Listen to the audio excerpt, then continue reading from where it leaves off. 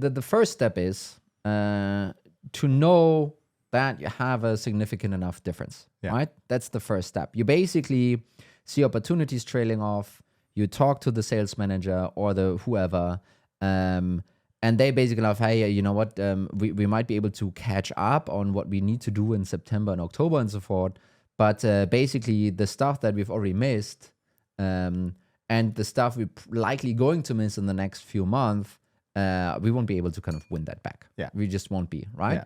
Step number 2 is trying to solve the problem inside of the team where the problem is originating from. So the simple one is you are in sales, you're not producing as many opportunities because that's now the example. Yeah. And basically now, the sales manager now needs to figure out how are we actually going to solve that, right? Because some of these opportunities are lost.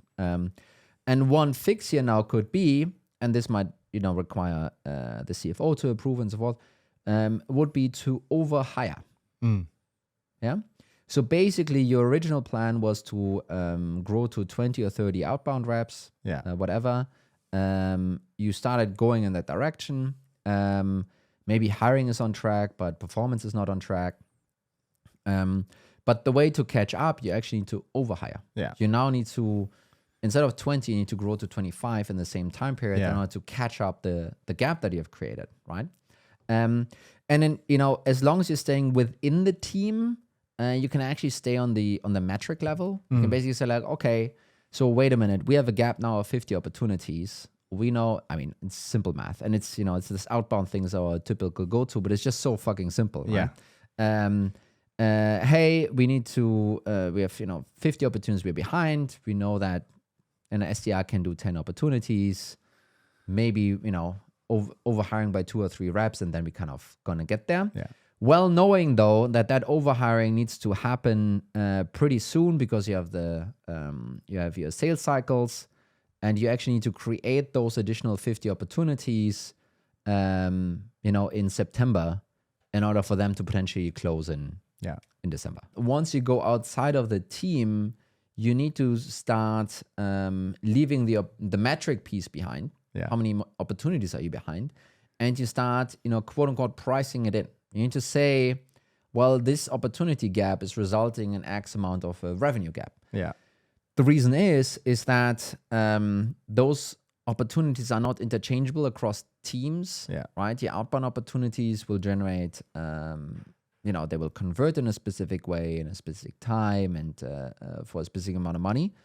And that might be different from your marketing opportunities. It's like, okay, what could we do to find another $1 million? Yeah. And since our CAC payback is 15 months, that might actually translate to $1.2, $1.3 million that marketing could get in order to produce $1 million by the end of the year. Yeah. And I can tell you, folks, once you post that question like that in a go-to-market executive leadership team meeting, hands will go up pretty quickly. Yeah. Now there's kind of a fourth step actually that needs to be completed, and that's why it's a planning thing. Yeah. It's kind of, there are quite a couple of things around it, which really is running through the whole model or your whole plan, and then figuring out what are new, let's just say, issues that we've created now. A typical example, we wanted to grow more in the US because that was the strategy, and that's really helpful. Guess what? We didn't achieve doing that. So now we need to move budget from the US to EMEA, right? This is where a lot of companies stop basically, but in reality now you would need to say like, okay, wait a minute. That kind of means we let's just say that budget was moved from the outbound team in the US to maybe the outbound team in EMEA, or from the outbound team in the US to the marketing team in EMEA or something like that.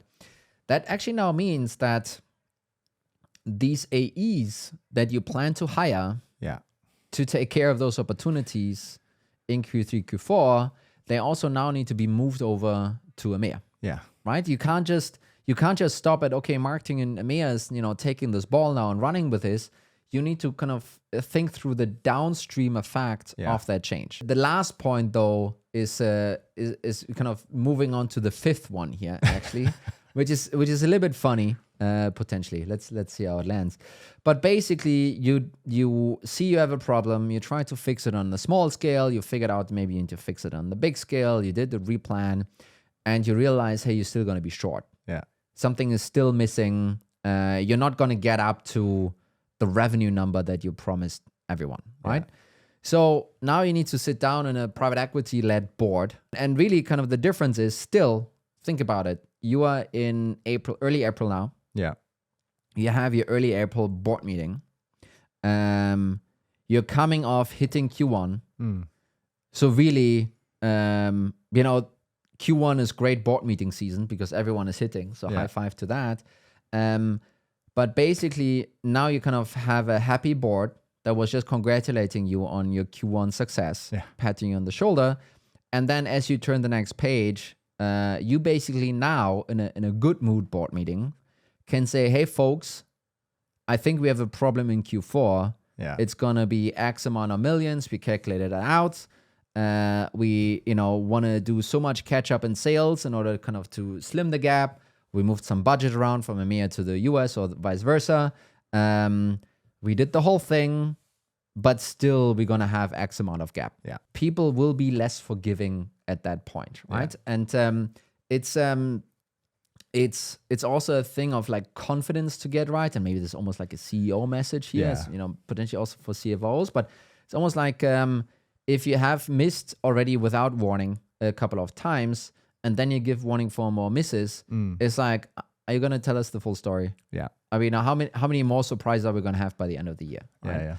Yeah. And I think you're just in such a better position to course correct, replan, and so forth. If you address that at the right amount of time, at the right point in time, actually.